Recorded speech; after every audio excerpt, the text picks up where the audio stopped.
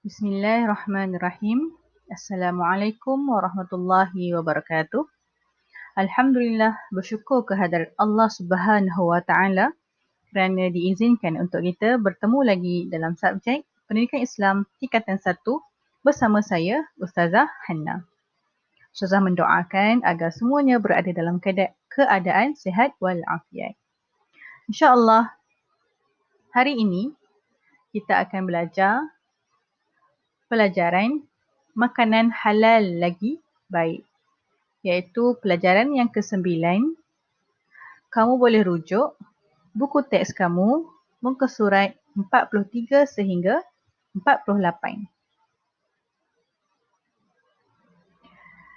Dalam tajuk ini kita akan merujuk daripada surah Al-Baqarah ayat yang ke-168.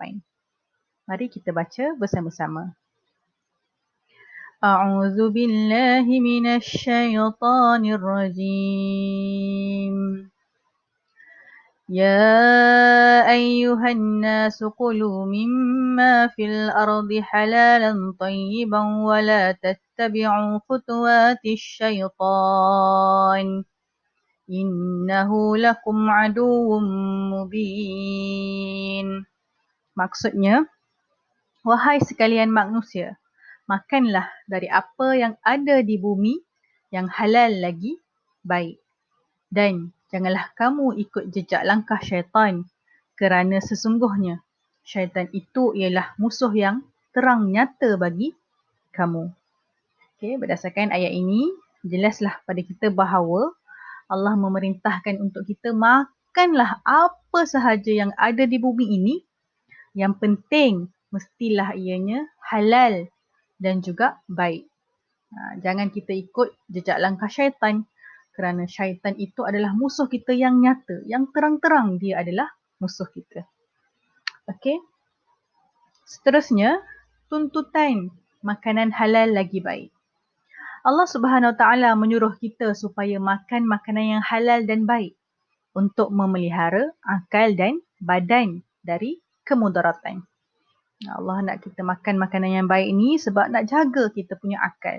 Nak jaga badan kita ini daripada segala kemudaratan, daripada penyakit lah. Okay. Makanan yang halal dan baik dapat menjanakan pemikiran yang cerdas, hati yang bersih dan badan yang sihat. Kalau kita makan makanan yang baik, insya-Allah otak kita akan menjadi cerdas.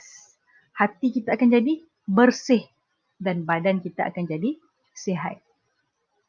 Allah Subhanahu Wa Taala melarang kita dari mengikut jejak langkah syaitan yang selalu menghasut manusia supaya makan makanan yang haram dan melakukan pembaziran. Jangan kita ikut jejak langkah syaitan yang suka makan makanan yang haram. Makanan yang haram tu makanan yang tidak baiklah menurut Islam kan. Dan juga syaitan juga suka melakukan pembaziran. Kita jangan membazir. Kalau makan tu, kita ambil makanan sekadar yang kita mampu untuk menghabiskan makanan tersebut. Jangan kita membazir. Membazir itu adalah jejak langkah syaitan. Okey, kita kena fikir bahawa di luar sana berapa ramai orang yang tak dapat makan. Kita yang dapat makan ni membazir pula kan. Itu perkara yang tidak bagus. Okey, seterusnya, ciri-ciri makanan halal lagi baik. Okey, terdapat hadis yang menjelaskan tuntutan Al-Quran tersebut. Okey, berdasarkan ayat Al-Quran tadi, ada hadis yang menjelaskan. Okey, antaranya termasuklah hadis yang diriwayatkan oleh Abu Hurairah radhiyallahu anhu yang menjelaskan bahawa para rasul dan orang yang beriman dituntut supaya mengambil makanan yang halal dan baik. Okay, di akhir hadis tersebut, Abu Hurairah radhiyallahu anhu berkata, inilah hadisnya. Bismillahirrahmanirrahim.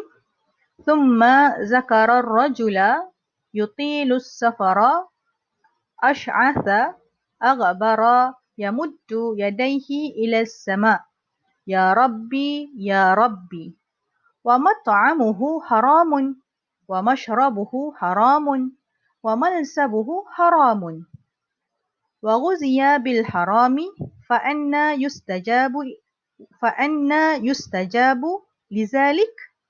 Okay, maksudnya, setelah itu Rasulullah sallallahu alaihi wasallam menyebut tentang seseorang lelaki yang sedang dalam perjalanan yang jauh, berkeadaan kusut masai dan berdebu, menadah tangan ke langit sambil berdoa, "Wahai Tuhanku, wahai Tuhanku." Sedangkan makanan, minuman dan pakaiannya daripada sumber yang haram, maka bagaimanakah Allah Subhanahu Wa Taala akan memperkenankan doanya? Berdasarkan hadis ni, kita dapat tahu apakah ciri-ciri makanan yang halal lagi baik. Nabi bagi tahu pada kita ni, ada seorang lelaki yang dalam perjalanan yang jauh, dia ni kusut masai kan, berdebu lagi, berdebu tanah kan. Tapi tangan dia tu berdoa kepada Allah. Dia berdoa kepada Allah, ya Allah, ya Allah, ya Allah kan. Sedangkan makanannya haram, minumannya haram, pakaiannya pun daripada sumber yang haram. Bila semua tu dah haram, kan, persoalan kat sini Nabi tanya pada kita, bagaimanakah Allah nak perkenankan doa dia? Macam mana Allah nak makbulkan doa dia sedangkan semua yang dia buat adalah bersumberkan yang haram. Dia makan yang haram, minuman yang haram, pakaian yang dia beli tu daripada duit yang haram. Kan? Jadi kita kena tahu bahawa makanan yang halal itu mestilah daripada sumber yang baik. Okay? Di samping makanan yang halal, umat Islam dituntut agar mengambil makanan yang baik. Okay, ini antara ciri-ciri makanan yang baik. Okay, makanan yang baik mestilah makanan yang bersih. Okay, mesti bersih, bukan makanan yang kotor. Okay, mesti berkhasiat. Allah ciptakan makanan-makanan tumbuh-tumbuhan, kan, haiwan-haiwan yang kita boleh makan. Semuanya ada khasiat-khasiatnya yang tertentu. Okay, mesti seimbang. Jangan ada yang berlebih. Mesti seimbang dan mengikut keperluan. Mengikut keperluan kita. Okay. Di kolom dalam bulatan dekat tepi tu, okay, maksud makanan mengikut keperluan adalah seperti pembahagian berikut. Mesti sayur, ada sayur. Okay, mesti bijirin berserat tinggi. Mesti ada protein sihat. Buah-buahan. Yang ini kita panggil apa? Pinggan sihat lah. Kan? Bayangkan yang bulat tu pinggan kita. Yang tak kisahlah pinggan kita bentuk segi empat pun kan. Yang penting sayur lebih banyak. Macam tu. Separuh tu. Sayur dan buah-buahan tu separuh. Separuh. Okay. Lepas tu bijirin berserat tinggi dan juga protein sihat. Kita boleh tengok juga dalam piramid makanan. Yang bawah tu yang lebih banyak lah yang kita boleh makan. Bawah dia naik kan. Atas tu kita kena sikit lah makan. Bukan tak boleh makan langsung. Tapi pengambilannya sedikit. Tidaklah terlalu banyak.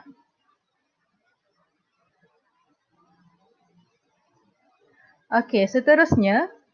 Maksud makanan halal dan haram.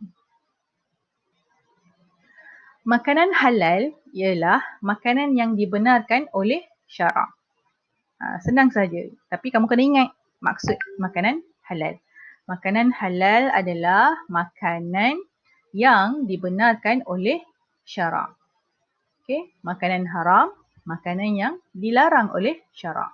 Ataupun dalam kata yang lain, makanan yang tidak dibenarkan oleh syarak. Okey, keharusan sesuatu makanan bergantung pada aspek berikut. Okay, iaitu ramuan makanan daripada sumber yang halal. Mesti daripada sumber yang halal lah. Okay, cara memproses dan menyediakan makanan. Cara mendapatkan makanan. Mesti semuanya dengan cara yang betul, dengan cara yang dibenarkan oleh syarak. Okay, ramuannya. Maksudnya bahan-bahan yang digunakan daripada sumber-sumber yang halal, tidak boleh sumber yang haram. Okay, cara memproses dan menyediakan makanan. Kalau binatang yang halal dimakan mestilah disembelih dahulu dengan cara yang betul. Okey, memprosesnya tu. Seterusnya cara mendapatkan makanan, sumber yang halal. Tidak boleh daripada sumber yang haram. Kita kena ingat apa sahaja yang kita makan, minum kan, pakai, tapi makan dan minum lah. Yang kita makan, minum daripada sumber yang haram, kita makan, masuk dalam badan kita ini, dia akan menjadi darah daging. Dia akan menjadi benda yang haram lah. Okay? Jadi kita hendaklah berhati-hati memilih makanan agar terjamin halal dan baik. Okay, penjual pula hendaklah memilih makanan daripada sumber yang diyakini halal dan baik. Kita sebagai pengguna kena pilih. Makanan tersebut mesti makanan yang halal. Kita sebagai penjual, kita kena buat, kita kena memproses, menyediakan makanan tersebut daripada sumber yang diyakini halal. Caranya betul, caranya baik, caranya halal, caranya bersih. Okay. Antara cara mendapatkan makanan halal dan baik ialah dengan melihat kandungan bahan dan juga logo halal yang tertulis pada bungkusan atau permis. Dekat Malaysia kita ada logo halal. Kan, dan logo halal kita ini memang diiktiraf lah. Okay, ada juga logo-logo halal daripada luar negara yang diiktiraf oleh kerajaan Malaysia. Kementerian Malaysia lah, okay, diiktiraf. Yang logo halal di luar negara lah kita boleh semak. Okay, dalam laman web halal Malaysia tu. Okay, jadi kalau kita nak pilih makanan yang halal, makanan yang baik, kita tengok logo halal tu. Kalau tak ada logo halal, dia rasa was-was, rasa ragu-ragu kan. Lebih baik kita elakkan lah.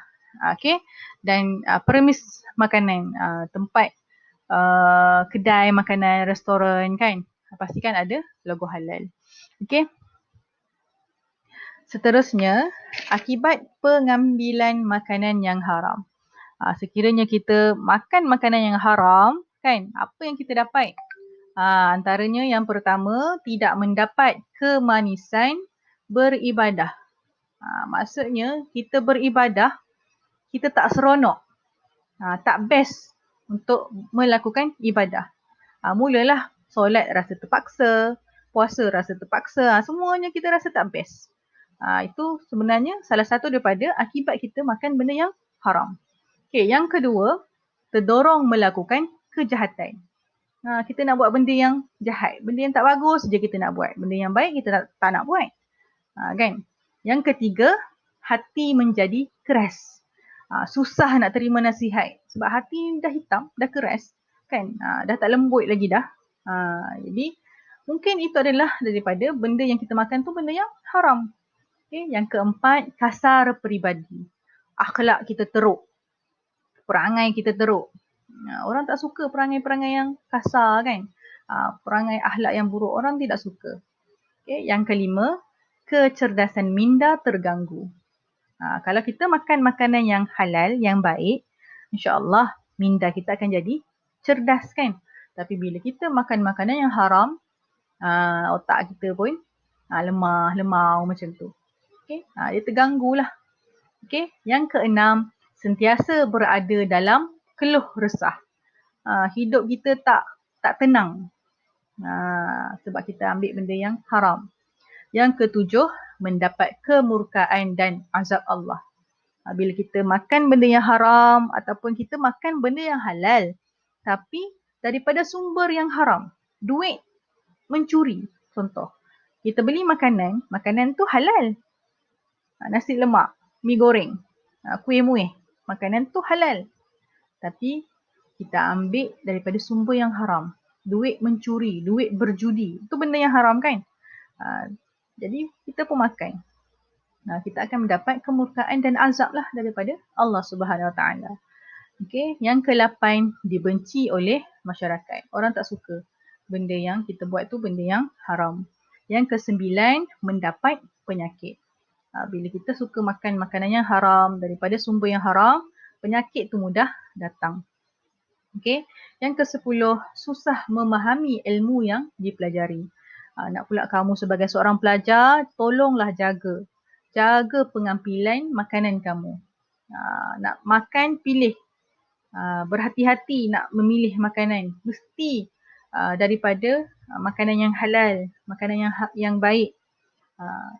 Kalau daripada yang tak bagus, yang tak baik, susahlah untuk kamu nak belajar. Okey, dan yang ke-11, doa tidak mustajab. Ini berdasarkan hadis tadilah kan. Kita dah makan benda yang haram daripada sumber yang haram, tiba-tiba kita nak berdoa. Bila kita berdoa, Allah tak makbulkan doa kita, kita marah pula kan.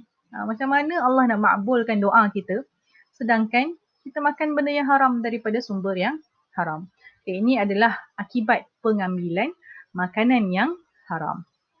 Okey, seterusnya. Perbezaan makanan halal dan haram. Ada beza. Makanan halal macam mana? Makanan haram macam mana? Okey, makanan yang halal mestilah daripada bahan yang halal dimakan. Dari segi bahan, mesti bahan yang halal dimakan. Makanan yang haram, bahannya bahan yang haram dimakan.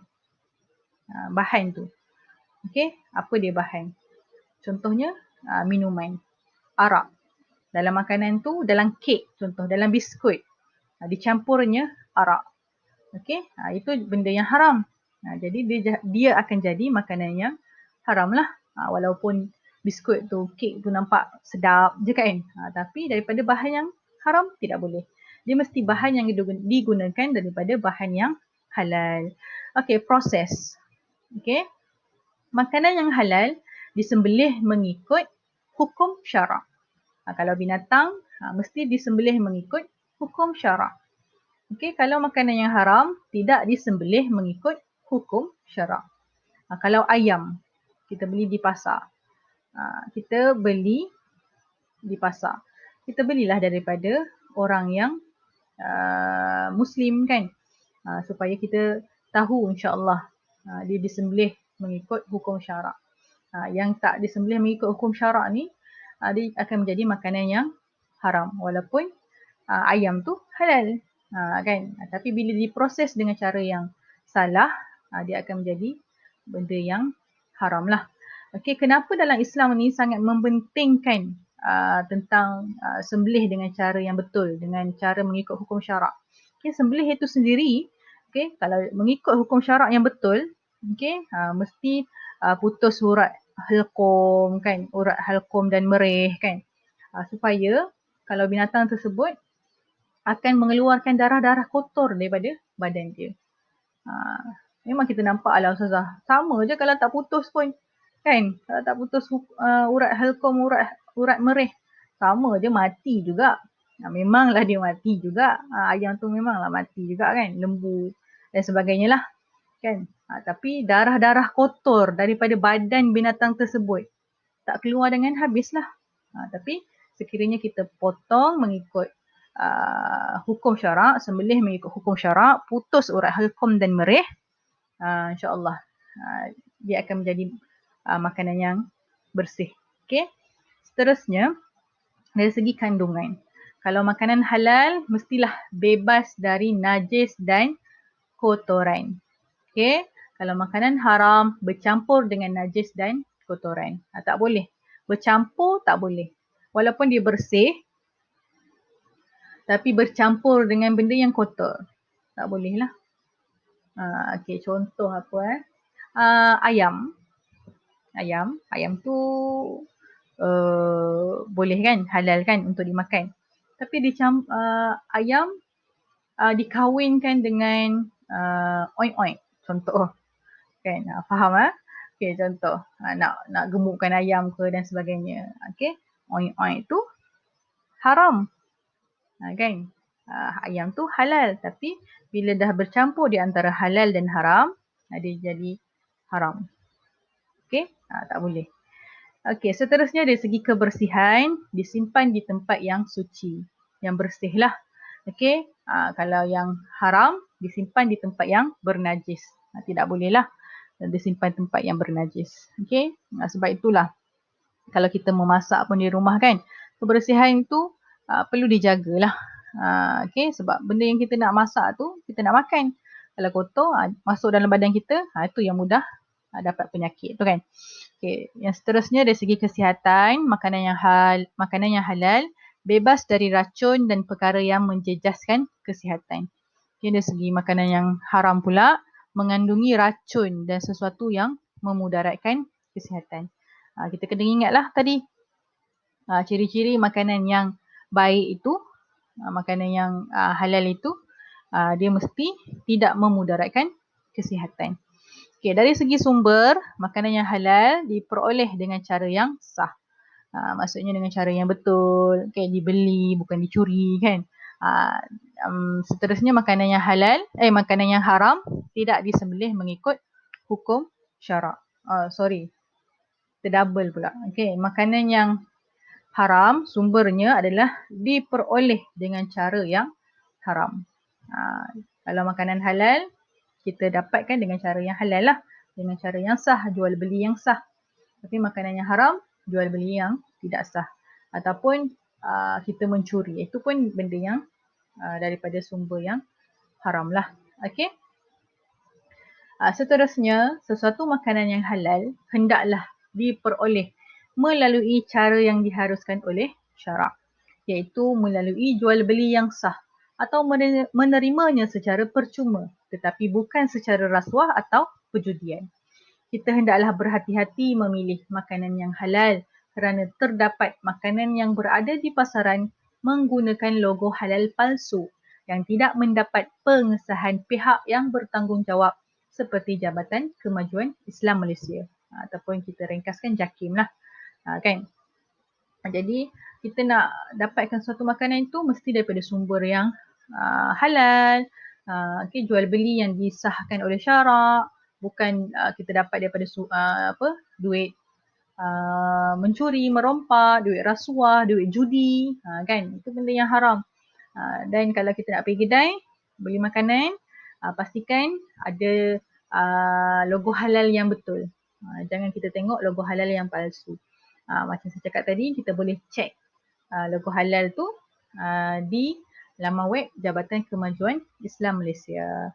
Okey, seterusnya pengajaran ayat yang kita boleh ambil daripada ayat surah Al-Baqarah ini tadi, ayat 168 ini tadi. Okey, yang pertama, kita wajib mengambil makanan yang halal kerana makanan halal memberikan kesan yang baik terhadap kesihatan jasmani, kecerdasan minda dan kejernihan hati.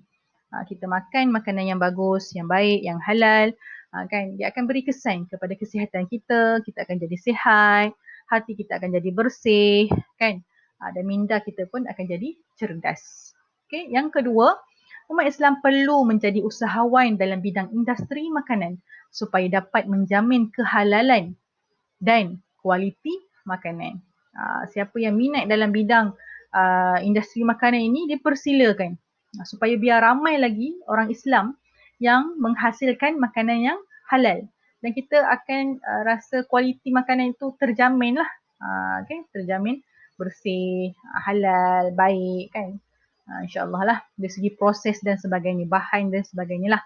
Okay, yang ketiga, umat Islam hendaklah prihatin terhadap aspek pengeluaran makanan yang menepati hukum syarak dan mematuhi piawaian kesihatan. Kita kena berhati-hati. Kita kena tahulah, jangan pakai makan je lah, tak kisahlah, lantaklah kan, makan je lah kan, dah sedap benda ni. Jangan kita macam tu. Kita kena prihatin, berhati-hati. Pastikan setiap perkara, setiap makanan yang nak masuk dalam mulut kita tu, dalam badan kita tu adalah daripada benda yang halal, yang mematuhi hukum syarak dan mematuhi piawaian kesihatan. Okey, jadi saya rasa sampai sini saja untuk tajuk kali ini. Ustazah mengucapkan ribuan terima kasih kepada yang memberikan kerjasama sepenuhnya mendengar penjelasan daripada Ustazah daripada awal sehingga akhir. Semoga kejayaan mengiringi kalian. Okey, tersasul pula. Okey, dan Ustazah harap kalau ada yang tidak faham, okey, jangan malu, jangan segan untuk tanya kepada Ustazah. InsyaAllah Ustazah akan cuba jawab. Jadi saya rasa sekian saja untuk hari ini. Saya akhiri dengan wabillahi taufiq wal hidayah. Assalamualaikum warahmatullahi wabarakatuh.